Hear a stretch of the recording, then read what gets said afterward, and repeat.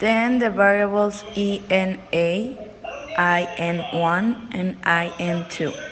Then in the voice setup, we have to declare if the variables are input or output. In this case, the buttons are the only ones that are input.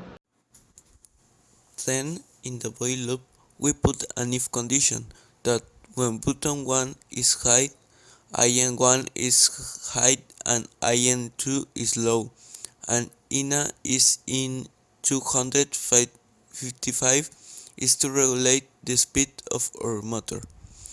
Then we will put an if condition for button 2 in which when the button is high, IN1 will be low, IN2 high, and INA in 255.